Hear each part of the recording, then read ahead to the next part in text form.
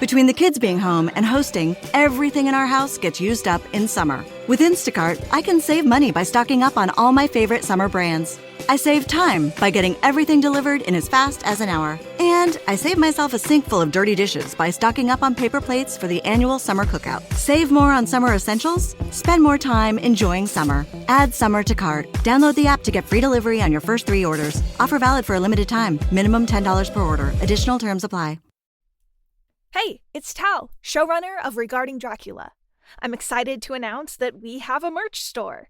You can buy Dracula-themed shirts, bookmarks, pins, postcards, and more. Just head to bit.ly/regardingdracula. Again, that's bit.ly/regardingdracula. Content warning. This episode contains medical ableism. Mina Murray's journal, 19th of August. Joy, joy, joy! Although not all joy. At last, news of Jonathan. The dear fellow has been ill, that is why he did not write. I am not afraid to think it or say it, now that I know. Mr. Hawkins sent me on the letter and wrote himself, oh, so kindly. I'm to leave in the morning and go over to Jonathan, and to help to nurse him if necessary, and to bring him home. Mr. Hawkins says it would not be a bad thing if we were to be married out there. I have cried over the good sister's letter till I can feel it wet against my bosom where it lies. It is of Jonathan and must be next my heart, for he is in my heart. My journey is all mapped out and my luggage ready. I am only taking one change of dress. Lucy will bring my trunk to London and keep it till I send for it. For it may be that... I must write no more. I must keep it to say to Jonathan, my husband. The letter that he has seen and touched must comfort me till we meet.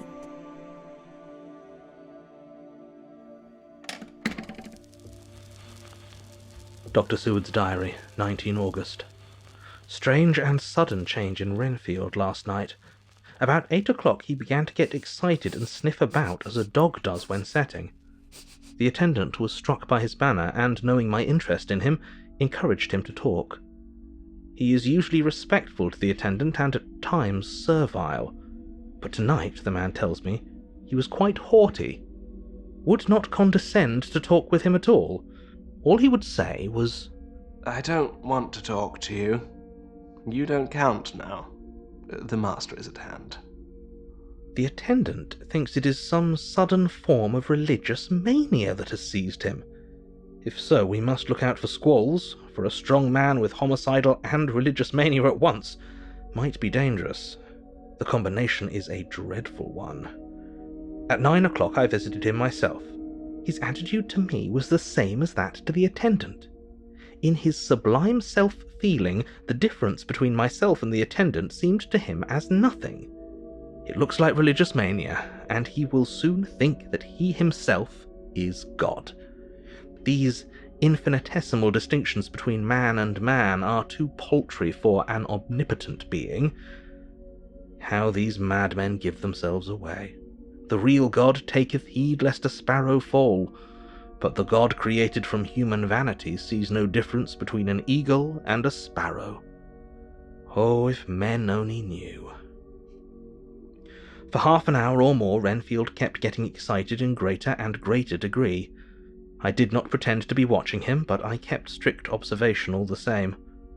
All at once that shifty look came into his eyes, which we always see when a madman has seized an idea, and with it the shifty movement of the head and back which asylum attendants come to know so well. He became quite quiet and went and sat on the edge of his bed resignedly, and looked into space with lackluster eyes. I thought I would find out if his apathy were real or only assumed, and tried to make him talk of his pets, a theme which had never failed to excite his attention. At first he made no reply, but at length said testily, Bother them all. I don't care a pin about them. What? I said. You don't mean to tell me you don't care about spiders? Spiders at present are his hobby, and the notebook is filling up with columns of small figures. To this he answered enigmatically. The Bride-maidens rejoice the eyes that wait the coming of the bride. But when the bride draweth nigh, then the maidens shine not to the eyes that are filled. He would not explain himself, but remained obstinately seated on his bed all the time I remained with him. I am weary tonight, and low in spirits. I cannot but think of Lucy, and how different things might have been. If I don't sleep at once, chloral, the modern Morpheus, C2HCl2O, H2O. I must be careful not to let it grow into a habit. No, I shall take none tonight. I have thought of Lucy, and I shall not dishonour her by mixing the two. If need be, tonight shall be sleepless.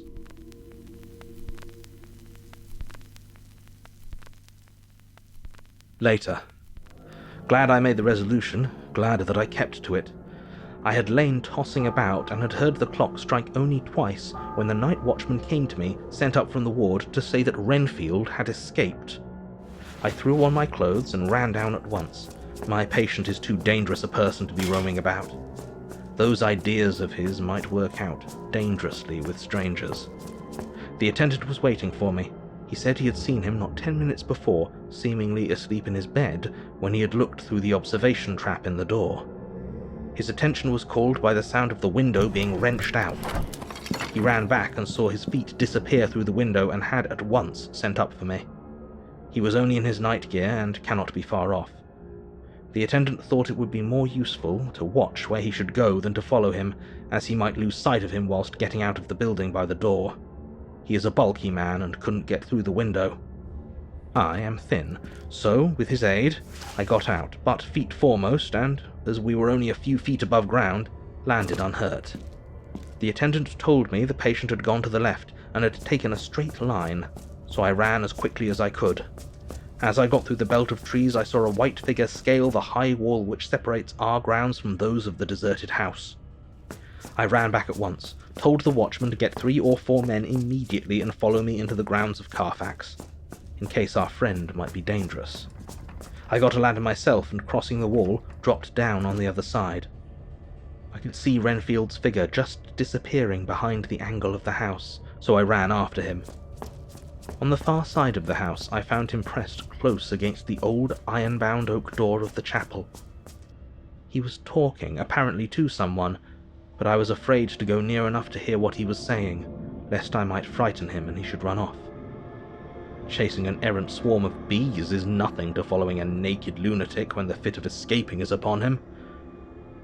After a few minutes, however, I could see that he did not take note of anything around him, and so ventured to draw nearer to him. The more so as my men had now crossed the wall and were closing him in. I heard him say, I am here to do your bidding, master. I am your slave, and you will reward me, for I shall be faithful. I have worshipped you long and far off. Now that you are near, I await your commands, and you will not pass me by, will you, dear master, in your distribution of good things? He is a selfish old beggar anyhow. He thinks of the loaves and fish even when he believes he is in a real presence. His manias make a startling combination. When we closed in on him, he fought like a tiger. He is immensely strong, for he was more like a wild beast than a man. I never saw a lunatic in such a paroxysm of rage before, and I hope I shall not again. It is a mercy that we have found out his strength and his danger in good time. With strength and determination like his, he might have done wild work before he was caged. He is safe now, at any rate. Jack Shepherd himself couldn't get free from the strait waistcoat that keeps him restrained, and he's chained to the wall in the padded room. His cries are at times awful, but the silences that follow are more deadly still, for he means murder in every turn and movement. Just now he spoke coherent words for the first time. I shall be patient, master. It is coming, coming, coming. So I took the hint and came to. I was too excited to sleep, but this diary has quieted me. and I feel I shall get some sleep tonight.